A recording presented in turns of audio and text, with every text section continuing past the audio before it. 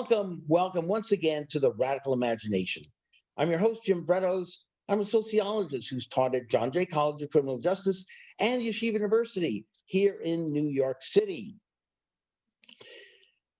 One of the most popular writing forms that famous authors have used for centuries has been to create novels representing real-world events that's overlaid in a facade of fiction. Well-known, real people, thinly disguised as fictional characters. Originating in 17th century France, the style is known as roman à clef, a novel with a key. The key was the relationship between the nonfiction and the fiction. The skilled writer created the drama and artistry that could transfix, transport, and transform the reader. Our guest today on the Radical Imagination is a superb and renowned master of this style. She's used it skillfully to portray the world of women rebels and heroines as they take on the roads less traveled, go against the grain, fearlessly defy repressive norms and expectations, pioneering feisty feminists, redefining womanhood for themselves and future generations. Based in New York and East Hampton, Erica Abeel is a novelist, journalist, essayist, film critic, and a college professor. She's written the Hers column in the New York Times and a number of personal essays, which subsequently appeared in her collection, I'll Call You Tomorrow, and Other Lies Between Men and Women. I love that title. I just had to interject. I'll Call You Tomorrow and Other Lies Between Men and Women. All right. Her book reviews and articles on the sexes have appeared in major national publications, including New York Times Magazine, New York Magazine, Esquire, and Ms. Magazine. As a film critic, she's covered the New York, Toronto, and Cannes film festivals, and her interviews of some of the great auteurs of contemporary cinema have appeared in the New York Times, IndieWire, Film Journal, and the Huffington Post. As a former dancer, she majored in dance at Sarah Lawrence College, holds a PhD in 19th century French literature from Columbia University, and after teaching at Barnard, joined the faculty of the City University of New York, where she is Professor Emeritus of French. She's published 5 novels, including Women Like Us, which is a Book of the Month selection, and Wild Girls, which was featured in Oprah Magazine. Wild Girls follows 3 budding feminists through an elite women's college, the beginnings of the New York avant-garde world with Yoko Ono, and recreates the early 1960s scene in Paris with Allen Ginsberg and others of the Beat Generation. Her current novel, The Commune, due out in the fall of 2021, is a comic satire that takes us inside the Hamptons commune in the fictional town of Ilsford.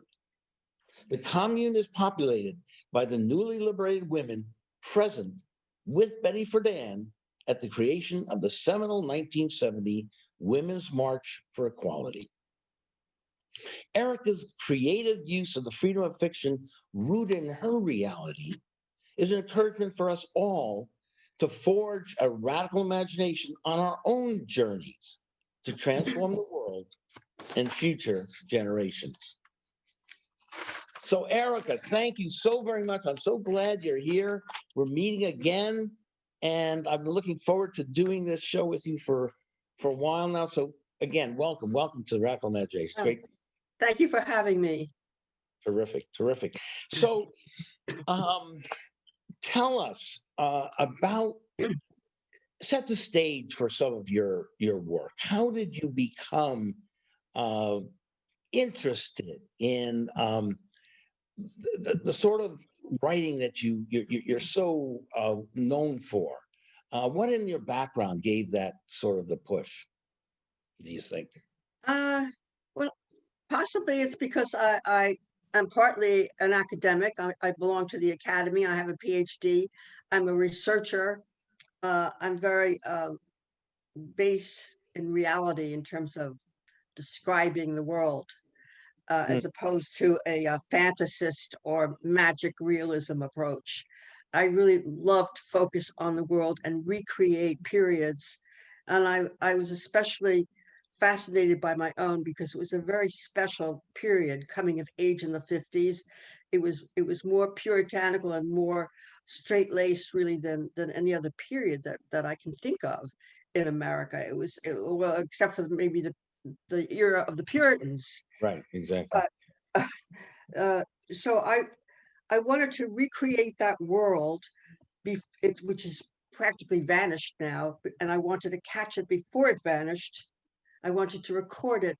And it was also my own journey, my own experience growing up in that extraordinarily challenging time for women in particular. You were born and raised in Long Island, Roslyn, or Well, basically Queens. I grew up in Queens and then we okay. moved to Long Island. But I was never really, I don't consider I grew up anywhere. I grew up in a dance studio. I was a very, very ambitious dancer, and I started at the age of 4. Mm, And I feel that my education has been in dance studios. I didn't learn anything in grade school or high school.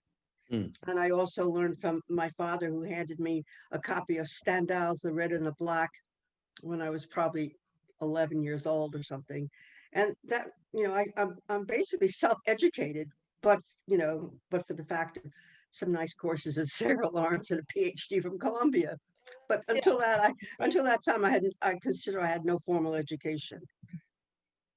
So you spent years in dance studios, and then Right. along the way you graduated, you got through high school enough, and then I mean certainly well enough to get into Sarah Lawrence, and then later on to Columbia. Uh, I really never went to high school. I don't know how my parents finessed that, but I was always going into New York to dance, to dance studios. Sarah because Lawrence, has always been very contrarian and revolutionary.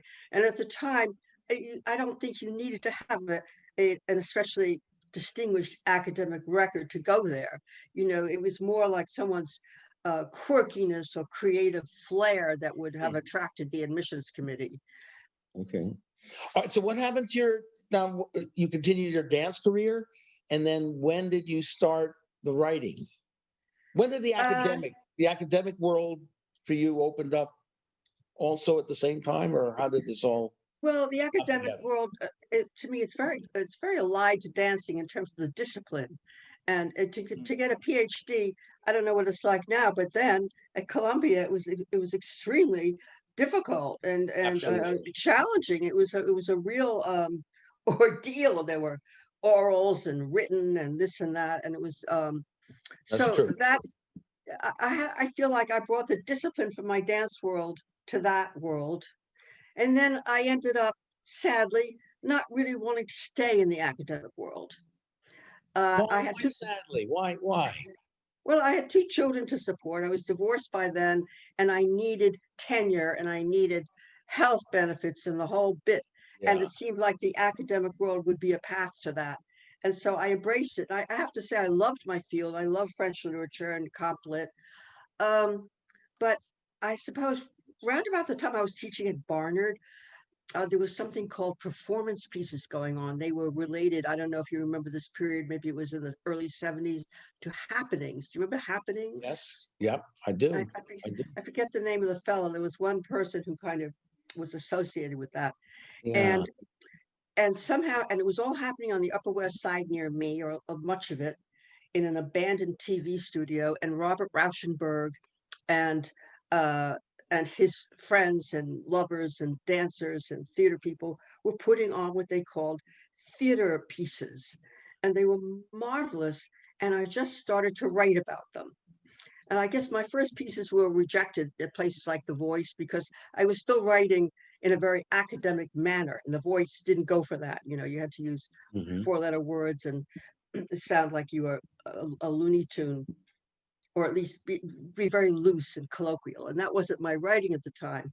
But I eventually got that piece published in what was then called the Saturday Review, now defunct. And I guess I started writing because I started to write about dance and about the new avant-garde that was happening in New York then. But let me ask you: did you come from a fairly traditional family background? What did your parents do? Did they have a fairly I'm a solid traditional? marriage, family arrangement? Yes, they did, and they were extremely cultivated. We Mm, never had enough money, but we were rich in other ways, in yeah. culture and cultivation, and they revered the arts, and they were big lefties. And that usually appears in my books. Of course. What did your father and mother do? What did, My father was a lawyer, and he was also a playwright. And uh-huh. my mother really, she taught Braille to blind children, but she never really pursued a major career and that was so typical of women of that generation and of mine, even uh, more so of mine. oh, are you an only child? Did you have brothers, No, sisters? I have a brother who's a mathematician who lives in uh, um, Bennington, Vermont. Uh-huh. So your father, lawyer and a playwright, so he too was sort of living these two worlds, and you followed sort of in that footsteps in that way. Absolutely. Yeah, To me, it was a world of wonderfully enriching culture. I mean, everything in that area was important: art and music. Uh, I mean, I remember hearing Prokofiev when I was 2 years old or something, and literature. It was wonderful in that regard. yeah, yeah. So you had the support, and then you were drawn into the milieu, the culture of the Upper West Side at that time, the lefty bohemian, experimental, uh, all kinds of the things that were going on at that time. Um, at the same time, the as you say, the much harsher, more repressed Puritan world hovers around. So that conflict, does that play itself out in your world and in your writings, your beginning writings? Was dance a way of liberating yourself from that in a sense? No, not really. It was what was happening. I'm talking about the 70s. And by then we had Okay. had the sexual revolution. We'd had second wave feminism. So everything was already way loosened up by then. But the period of Wild Girls, where it starts out in the 50s, Yeah. the culture was entirely different. And that was the great puritanical period and the totally conventional. And my classmates just wanted to get married, basically, even at a school like Sarah Lawrence, which was unconventional. Right. The But B is not as important as getting the MRS, the mid. exactly, Yeah, right. But exactly. but now here's so this is what's so interesting and so fascinating for me and for the show here too. The radical imagination. So you, in a sense, are trying to recreate that world that laid the foundation for the later radicalism of the 60s. So it's very important to understand. I'm sounding like, well, partly the academic that I am. It's really important to portray this in an honest, disciplined sort of way, and yet artistically, so that people can understand what possibly can lead to movements of liberation. So take us back a little bit to your writings then and your concerns, what it was like again to live during this period as a Well, woman. you as a woman, if you didn't want to live in the suburbs and get married and have 2 point whatever it is children, you were a pariah. There was something wrong with you. I mean, you were practically ready for an insane asylum in some families. It was just there were no options for women really, and anyone who went against the grain felt like they were confronting an enormous amount of pressure, like Niagara coming down on you, that was saying, "Do it our way, do it this way," and there is no other way, and the other way leads to destitution, isolation, pariahdom, misery. You won't have a nice life. And so any woman who was going against that was facing that set of horrors. And I and a few of my friends at Sarah Lawrence, and also, well, I don't know whether to say myself or my characters. Sometimes they blend, obviously, but the characters in Wild Girls and in the book before that, Women Like Us, and my then agent complained. He said, "Well, Wild Girls is just like Women Like Us." And so, well, yeah, it's my story, and I keep writing about it. So anyway, those characters, they just simply said no, especially Brett in Wild Girls, and their dream was to live sexual liberation and the feminist revolution before it happened. So I consider them very heroic figures. Tell us, okay, what does that mean when we talk about the sexual revolution? What did that mean? What are you trying to portray there? What was actually in your world happening? Now, again, let me just say, you're talking about a rather elitist segment here of women, right? Rather privileged group, essentially. Correct me if I'm wrong here. Mainly from upper middle class, intellectual backgrounds, white, uh, professionally or would be professionally trained uh, to fit into the system and so on.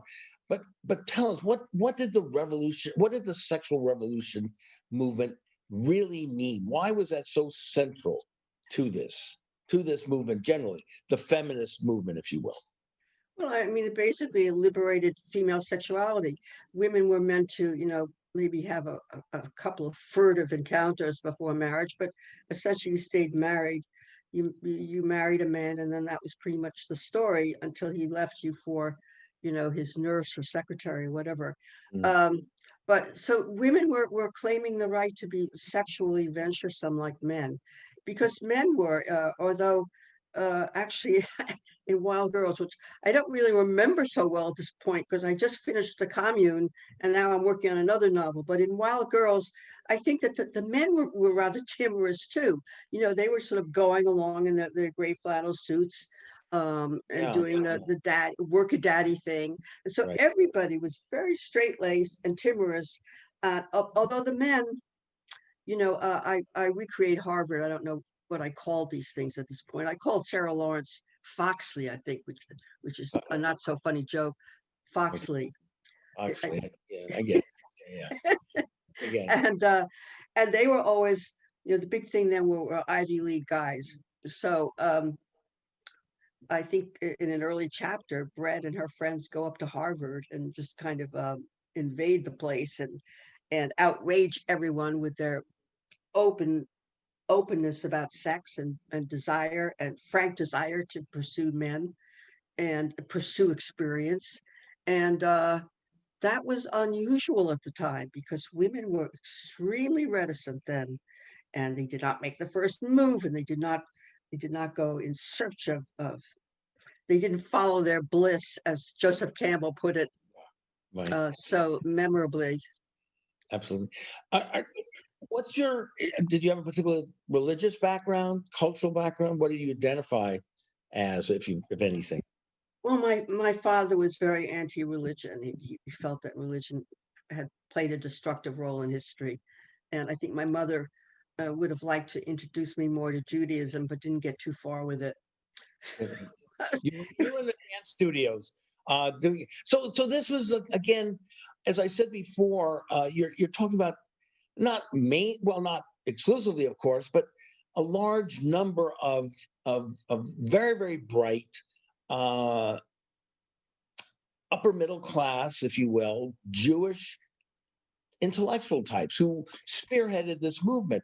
And to the credit, the movement itself has become more inclusive as time has gone by. Correct? I mean, but Well, go I ahead. don't know. Are you talking about Sarah Lawrence in the 50s or Foxley in the 50s or 1970, which was the women's strike for equality? I Those are really two different periods. Yeah, we've got to. I guess what I'm saying is, the women you're talking about, do they come from the same cultural background in a sense of those that went through the 60s and on into the 70s? No, well, the group in the 70s who I'm recreating in the commune would be, the Right. Betty Friedan people Right. and also younger women than she. Uh, were I would say probably more middle class types. Sarah Lawrence was a very peculiar place in those days. I wouldn't call it middle class. I would call it a place of enormous privilege and wealth.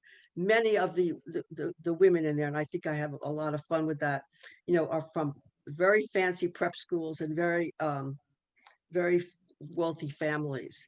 And it's the debutante crowd. And then mixed in, and Sarah Lawrence does not particularly appreciate my portrait of the school at that time, but you had those, and then you had, a few oddball types who went to the High School of Music and Art in New York, or were, Right. Okay. who were More artists who were bohemian. so beyond any class. Like Yoko Ono was there. It's hard to characterize her as middle class or anything. There were just some really strange, interesting people gravitated towards that school, but I And you wouldn't call it middle gravitated, class. right. Okay, gotcha. But you gravitated toward these women. They became friends. They became lifelong allies, and also people that you could go through the struggle with. Correct? Go to what? Go through the struggles of Yes, having yes. We in redefining womanhood, if you will. yes, we definitely had a band of rebels in college who Okay. were saying, I do not aspire to a ring or getting married. My dream was to go and live as an expat in Paris. I had no interest in getting married at the time. I wanted, it was the cult of experience. That's something that is not used anymore, but in the 50s, Right. that's what it was called, capital E. And it was always men who did it. They would go and live abroad. They would live the expat life. I mean, look at someone like George Plimpton in Paris. Right. And but so I embraced Well, that, Erica and Jong too. my characters embraced that, and we did encourage each other. uh I believe the character Audrey in Wild Girls, I mean, she was started out, I think, rather conventionally, but then became a best-selling writer. But Right. she also followed a very unconventional and frowned upon path by making her life with a married man, which is, you know, Yeah. Well. never a So, great idea, but that's what she chose. well, no. You went to Paris yourself, right? You spent. Absolutely by myself. Most of the only other women there I knew, there were a couple of women who were attached to the Beats who were really far out types, but the other women were there in a very proper way, either junior year abroad or Yeah. a Fulbright. Yeah. Right. Okay. But you weren't. I mean, you were what? I was Hitchhiking just around. You were just in like a cafes. I was just hanging out and being Hanging wild and doing whatever I wanted and sopping up experience. And out. uh, Right. I wanted to live abroad. I always wanted to live in Paris. Maybe it started with reading The Red and the Black, or reading Pere Goriot, where the hero says at the end, "À nous deux." He gestures at Paris and says, "Now it's the two of us together." So I just always wanted to do that, and it was a great dream of our generation, primarily among men, to go live in Paris after graduation. Now, all right. So along the way, did you fall in love? Did you fall in love many times? Did you?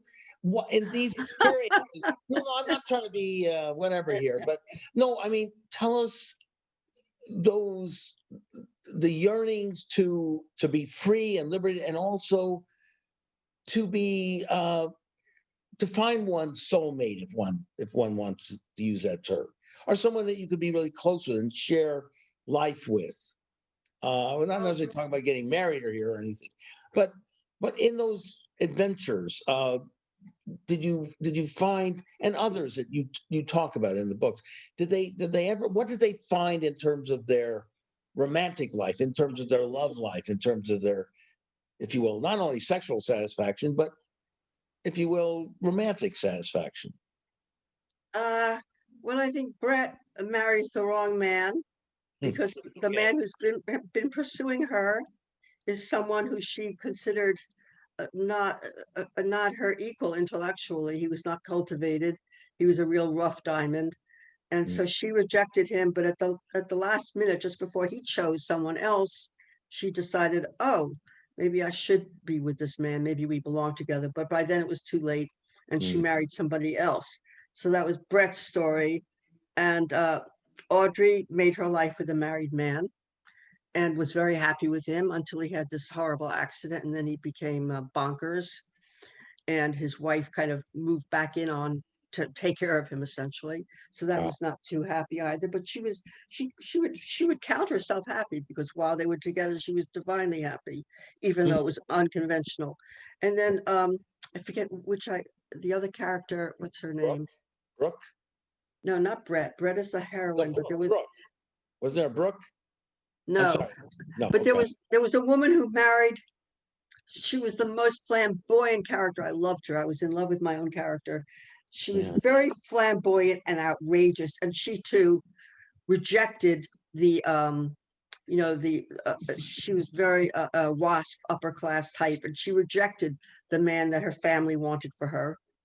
Um, I'm thinking it's like something soap opera like The Crown, but she did not. She rejected the appropriate man, and instead married this very flashy guy called Bodie, whom they all idolized. And he was like a figure like a Gatsby-esque, slightly Mhm. charlatanish, flamboyant figure whom they all idolized for his guts and his vision, and he was producing Samuel Beckett plays off Broadway, and he was not an insurance salesman. You were supposed to marry an insurance salesman or a dentist, and they didn't want that type of man. So anyway, she marries him, and then he turns out to be gay. Mm. But he's closeted. So I deal with, and this is pre-AIDS, by the way, just pre. And some people think that they're the most interesting couple in the book, because he's gay and she's um, is forced to acknowledge that, and yet they have a very strong bond. Oh, Yeah. and then she falls in love with her godson. That was my favorite romance. Wow. Wow. Well, are these okay? Having lived through the 60s myself and so on, there were many excesses, but what I also feel there were many alternative ways of trying to live and try to raise consciousness, which is sort of what also you're describing in your books there. So now, again, mistakes are made, excesses are made, but I think on the whole, the contributions of that period was absolutely necessary. We're still striving to do better, and if you will, and tell us about your new work now that's coming out in 2021. Is this now you go back to 1970, right? The seminal meeting with Betty Friedan and so on, the Women's March. Yes. Are you trying to also bring more of your ideas into contemporary life? Well, I think that in many ways the ongoing theme of these books that I write about women are about Right. women who are who arrive on the scene with very early conditioning that is stubborn and refuses to disappear, and they aspire to overcome that conditioning and to live a different kind of life, uh, as did the feminists in Betty Friedan's commune in East Hampton.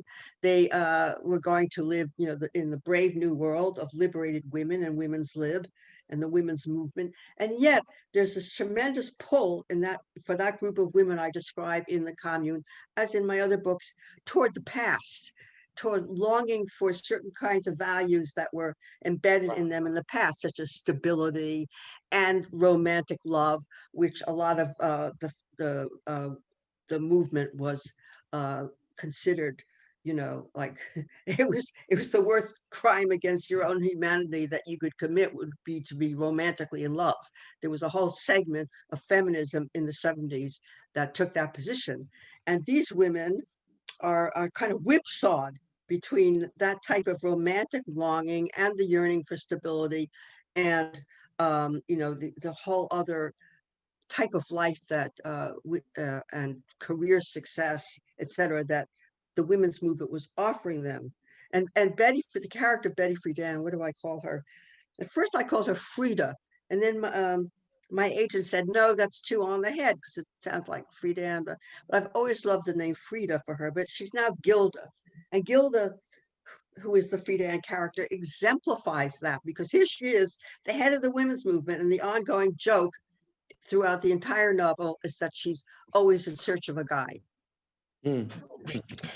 So that's the same theme, really. The same theme and the same longings, if you will, and that's not just American. I mean, it's just eternal. It seems like. Um, so how do you treat these characters with a certain empathy, sympathy, satire? Um, how do you see them? How do you see that That's a dilemma? that's a great question. I didn't most books about this type of subject, and I haven't seen much fiction about it actually in this particular moment in the movement and in the women's movement are treated reverentially, piously, uh, totally humorlessly.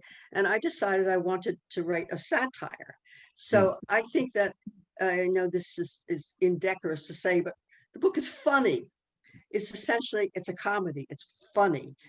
mm, And I wanted to find the humor in it because just the character of Gilda, the Friedan character, is in herself hilarious because here she was, the head of the movement.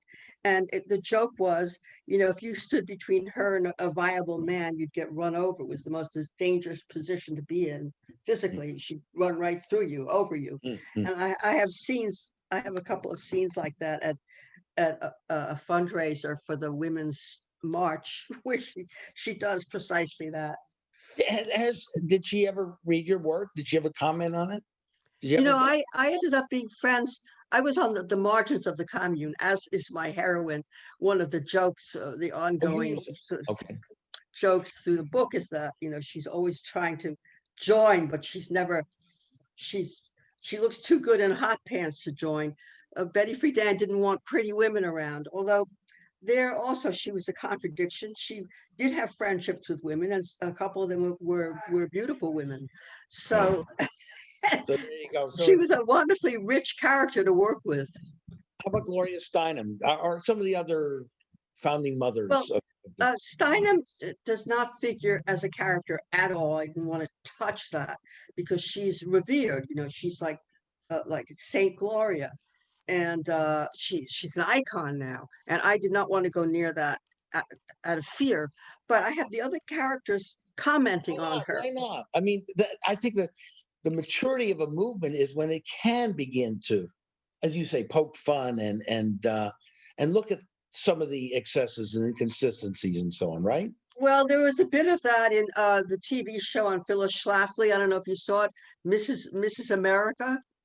I I may have. Yeah, I know what you're talking about. It was a hit series on Hulu. It just ended. Uh, Okay. and so I believe what's her name? Tracy the actress who plays Friedan. I'm not Uh, Tracy Woodward. I don't know. I don't know uh, these. Is my Edie? You don't know. I don't know Tracy. Well, whoever it is, I'm sure it's yeah, but good that. well, it's not done in a reverential way. Let's put it this way. And so Okay. they looked for the humor in it, um, but never humor towards Gloria. Oh no, they No, mocked Schlafly and they mocked Friedan, but not Steinem. So huh. I'm afraid, frankly. I did not. My characters comment on her, but I never set her in motion, and I didn't need her. She really wasn't in the commune. And the thing that was so interesting to me was it's a story about a person who has created a movement, which Friedan really did. She ignited it with the feminine mystique.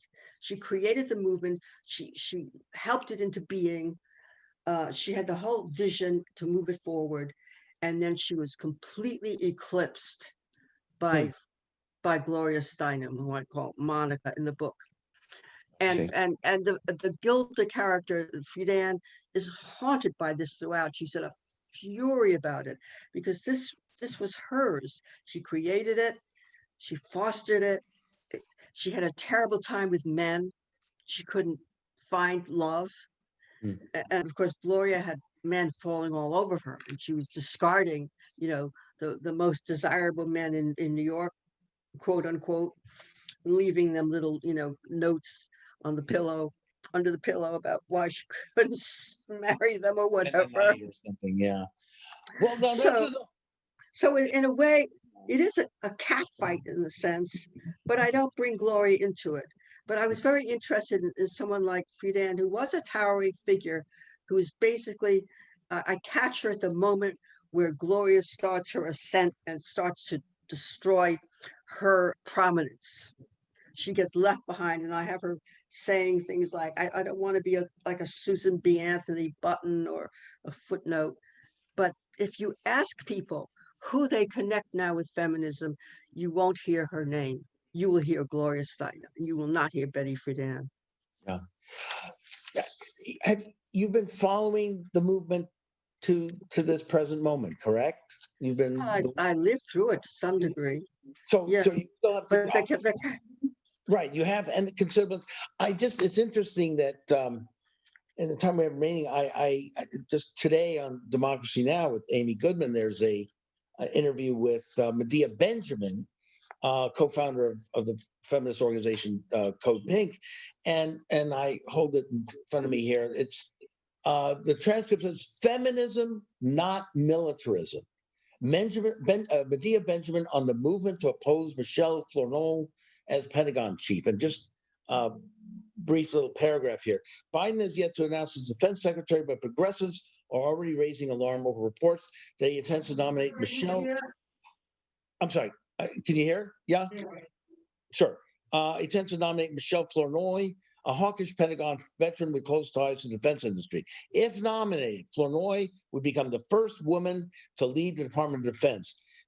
This is Benjamin now. She represents the epitome of what is worst about the Washington blob, the military-industrial complex, revolving door.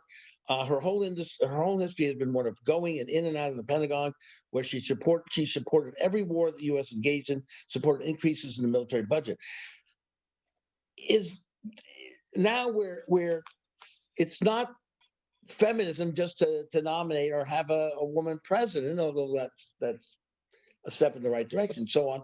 But what is today's feminism? What would Betty Friedan and in the 70s there say about the evolution of this sort of thinking about feminism now?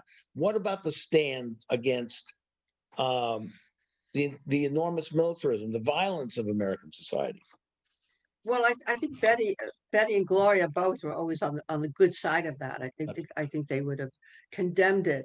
But the schism that I bring out in the book is that Friedan is always she did not want to discard love and marriage and the family, and she objected to any kind of to setting men up as the enemy, and the movement connected with Gloria at that time was very much man-hating, and there were many people around Gloria who were.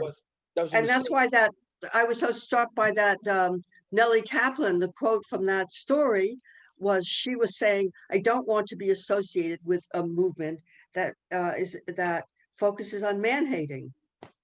Exactly. And yeah. it's amazing how in the 70s that discussion was going on. And so now, what, 50 years later, like I'm not very good at math, so how many years later? Anyway, yeah, 50 years. 50, got that right. 50 years later, it's the same discussion, or people are still taking issue with that.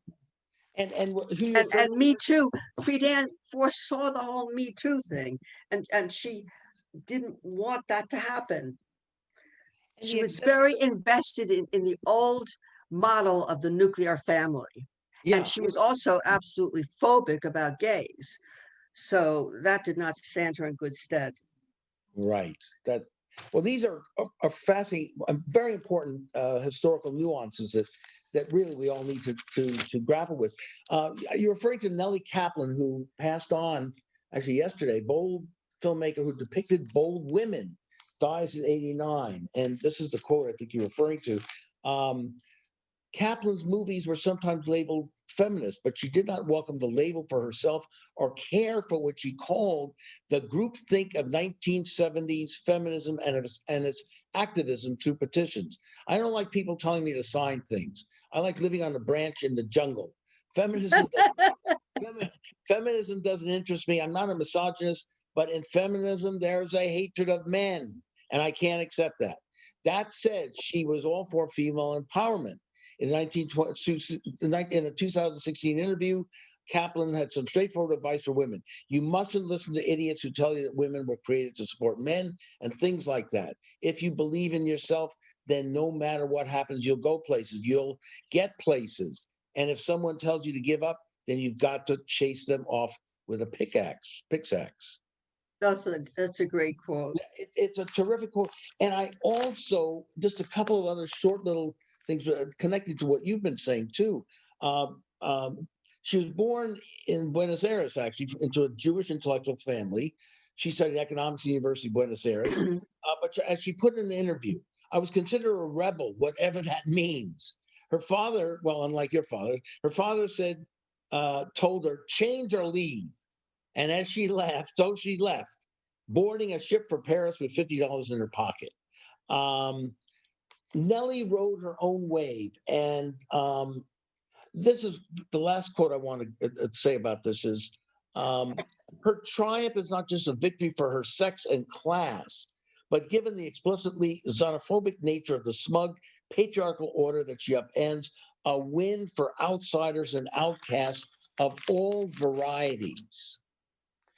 Would you agree? Is that so important for the women's movement to yes, address some of the issues specifically to women, but to expand it to? Oh, yes. But this was an ongoing criticism of Gilda, my character, was that she didn't want to include lesbians in the movement, partly because it was like a political decision. It wasn't so much a personal decision, but she was concerned that the press was mocking the movement and writing it off, and she didn't want to alienate. She was protective of the movement, and she didn't want to alienate a whole segment of people who would say, "Oh, it's just a bunch of dykes," and or people. The other thing that people used to say was only an ugly woman who can't get a guy would be a feminist. I mean, those were the attitudes then. So that she was taking that position, which very conservative positions, which today would not be acceptable. Whereas the Steinem contingent was much more inclusive of different sexualities and wanted to include more blue collar women and minorities. And so she is the figure who really carried the movement forward to what it is today. Right. But it does seem that the two wings, if you will, need to further develop a better rapprochement or in some way, bring some of their respective concerns together, both for women and for the rest of us, because I think there's truth in what they're both saying. And I think a lot of people were turned off by the perception, right or wrong, that some segment of the feminists were very much anti-men. And Well, it's not. that definitely was a theme back then. Definitely. I mean, there were treatises written. Valerie Solanas, she wrote a pamphlet called "Scum," and I quote it in my book about how men should be eliminated from the planet and that kind of talk. She shot Andy Warhol for some reason. So she was psychotic, but now she's been resurrected, and people say, "Oh, this is admirable." Really. And there was that whole strain in early 70s feminism. There's no question of that. It was extreme. It was extreme. And I have quotes, very funny quotes from it, because I wanted the book to be funny and fun. And some of the outrageous things are funny.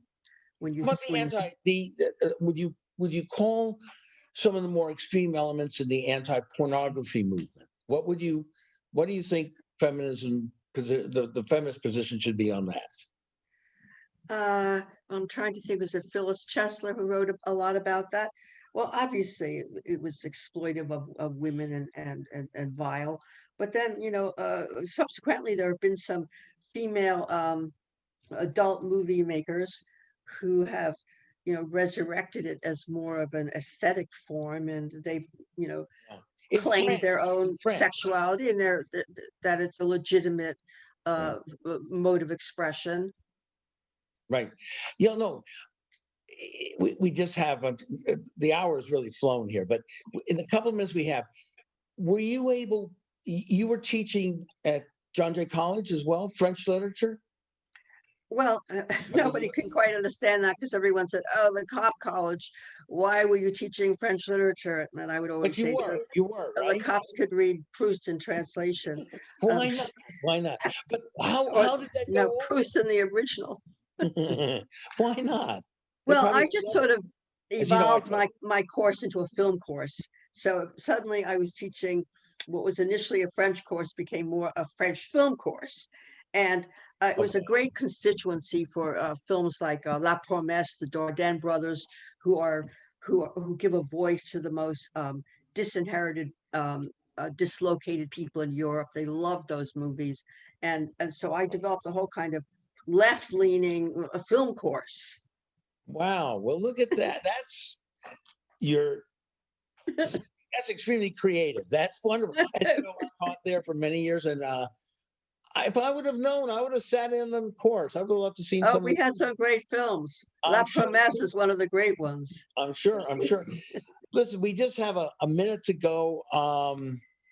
How I know you're an avid swimmer as well. How's the water out there in East Hampton? Too cold to swim the bays now, or Oh, I think it is now, although a yeah, I couple of would weeks think ago, a friend of mine went into Louse Point, Accabonac Harbor. right. The ocean has been tricky this year. I haven't gotten into the ocean a lot. It's Whoa. it's Well, it's a you lot know of what? tumult in there that maybe is a little too much for me now, but I like to Right. swim at Long Beach, in Noyac. That's very Okay. nice. Yeah. Calmer. What? Listen, Erica, it's been an honor, pleasure. I really had fun doing this, and it was really, really interesting. We could go on and on, but Oh, thank you can so we very can much. we mention? I have a little correction. My book is coming out in July, which is even nicer, so that Well, people can read it well, out here in the summer. And it's Adelaide Books is my publisher. absolutely, and that is the commune. And let's That's have right. you on. Let's have you on in the summer, and we'll Oh, talk more about it. that'll be And such fun. going to introduce you to my wife too. She'll have you on the show too. Listen, it is wonderful to have you on. We got to go, Erica. We'll see you. We'll see you perhaps at Mary Lee's uh, Right. special stand out on the island. And take care. It's been an honor and You a pleasure. too. You All right, too. and thank you so very very much for watching us here on the Radical Imagination. This is Jim Vrettos. Thank you again, and we'll see you again next week on the Radical Imagination. De Michel Beaucaire sur une musique de Charles Dumont. Non, je ne regrette rien. Pas trop lent, hein? Pas trop lent.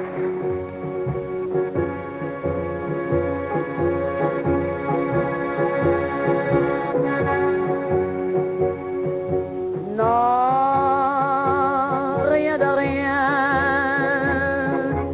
Non, je ne regrette rien. Ni le bien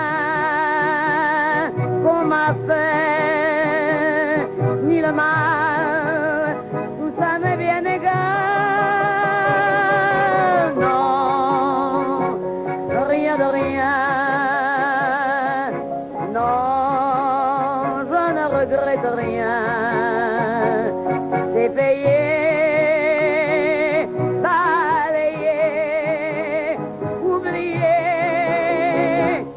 Je me fous du passé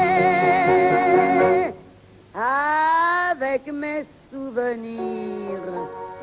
J'ai allumé le feu, mes chagrins, mes plaisirs. Je n'ai plus besoin de balayer les amours avec leur trémolo, balayer pour toujours. Je repars à zéro. Non, rien de rien.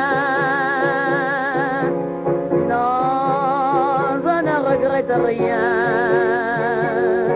Ni le bien qu'on m'a fait, ni le mal, tout ça m'est bien égal. Non, rien de rien. Non, je ne regrette rien. Car ma vie, car mes joies avec